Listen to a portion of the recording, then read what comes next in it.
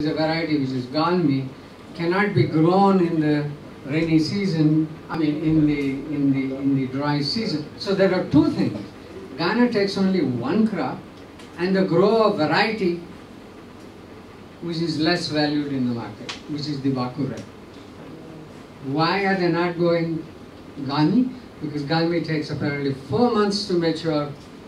That extends into the rainy season and farmers therefore do not want to do that. Okay? What does this call for? Some kind of research to be able to come up with, shorter duration varieties in order to be able to do that. Okay? So you have two problems. Only one season and then you're growing a variety that's less valued. Galmi has apparently 2/3 of the market, more than 2/3 of the market, and whereas the Baku Red, I never paid attention to these. Next time I go to a store, I'm going to ask them. I don't know whether these are commonly used. Is Galmi is something commonly known? Yeah. Anyway. Lower yields as usual. If you look at tomato, however you look at it, it is less than 10 tons. If you're talking about other countries that are processing, you're looking at 40, 50, 60 tons per acre. And Ghana, you produce less than 10. Okay? The difficulty with this is, if you read the newspaper, ministers come and say, we should set up a processing plant to mop up the surpluses. This is the expression that is used. Mop up the surpluses. Okay? There are two problems. This surplus is barely for a month and a half in a year. You can't have a processing, canning, any kind of industry based. Second, that surplus may not be suitable for processing. What you eat, tomato, that is not suitable. Processing tomato requires more solid. Otherwise, you just have water. Okay? So they somehow overlook that. The other thing is that they're thinking of is, this is a serious issue which farmers do not understand. Okay? The mentality is, the thinking is this: if you add processing, it adds to demand for a particular product, whether it is pineapple, whether it is tomato, whatever it is. And when the demand is higher, prices will be higher, so farmers benefit. Okay? That's the logic. You add to the demand, then prices go higher, and the farmers make money. Okay? That's fine, but the processing industry is competitive. They need to compete with China or whatever it is. And they need the raw material at a very low cost. Okay? They're getting raw material from farmers who produce 60 to 80 tons per hectare. Okay? So here, if you looked at, we tried this 1 year, I think it was 2011 or something like that. Only 1 month in a year, the tomato prices were higher than what a processor can pay. Okay? If you look at the, let's say, Chinese tomato paste and saying, to be able to sell it at the price that the Chinese and the Italians pay, then you work backwards as to say how much I can pay for tomato. Okay? Now, that price was feasible only 1 month in a year. Rest of the time, growers would be better off selling to a market queen rather than giving it to a processing company. In Paulugo, what has been, government negotiates prices, give farmers a price, they come up with costs. It doesn't matter, Paulugo has to sell its tomato paste, it has to compete. And that's the reason, you saw the newspaper reports, there were barrels of tomato paste just rotting away in Paulugo. Just to appease the farmers, they paid some price, they did that. Then what do you do with it? You have to be really competitive. And that is the problem, your processing is competitive. So you need to, the way to make money, this is something you need to tell farmers, is they increase productivity. That means they produce more per hectare. If they produce more per hectare, cost per ton goes down, costs go down. That's part of agricultural development. When agriculture improves, actually cost of food goes down. And how do farmers make money? They make money by selling more. Rather than selling 6 tons, he's selling 50 tons. So the key is productivity, and that's where we are really missing the boat.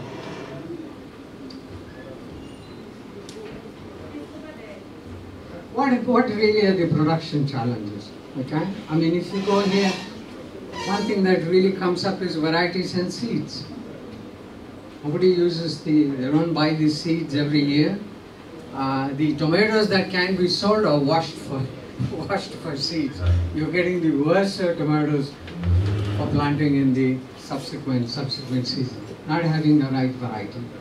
Okay, onion variety here is not suitable for rainfed farming. Somebody really needs to develop that. Okay. There seems to be concern about seed supply as well. When we were working in this part of the town, many farmers this side of the border said they were going to Burkina to buy tomato seeds, and they weren't locally kind of available. So variety and all of that, there has been very little attention on research on varietal development. Only now in University of Ghana they have started breeding for tomato. Otherwise, it's been a sporadic effort. There was, I think, DFID, some other funded project almost 15 years ago, which identified some kind of a thing. There are several companies like Heinz came here, tried the varieties. In fact, farmers have continued to grow those Heinz varieties, which are never officially released. This is what was spread. So this is a massive failure. If, just like in any other crops, you don't have good varieties, good seeds, there's nothing you can do it. It's particularly true for tomato because the output should really, whatever really the consumers want, and they can see the fashion. Husbandry practices. If you in the northeast, I mean in the upper east here, I keep saying in the upper east, you have what they call, Baba et al. Referred to as the tomato disease complex. There is nematodes, all kinds of diseases, there's no crop rotation. It's a massive issue. You can't increase productivity here just even with varieties. Some of that may be associated with how land is allocated in the irrigation system. You can't do rotations kind of a thing if you allocate land on a seasonal basis. You're going to get it this year, but you don't know whether the next season. So there are huge production issues, particularly in Upper East and in terms of irrigation. So they need to be overcome in order to be able to do that. Okay, so in terms of production, what are we really looking at? Both for onions, you need research and extension.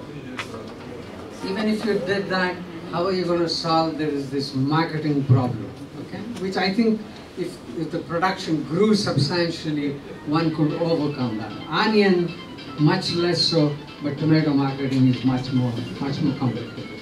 Now, a little bit about processing. Again, as I noted, in processing in anything, I mean even pineapple, the fruit juice company, Blue Sky is buying fruits in other countries.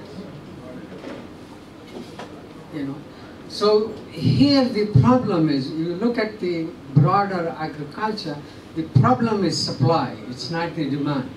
The price is not the problem in many of the countries. This is what we are now looking at, import substitution opportunities. Okay?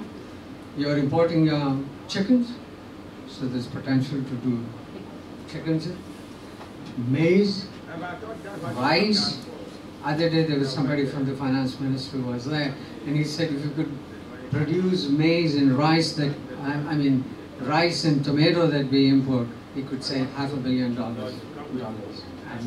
So the difficulty is not so much, I'm sure the farmers want higher prices, but there is a market. Market is not the problem. Question is, can farmers respond and supply the requirement? And that really is the weak supply is something that must overcome.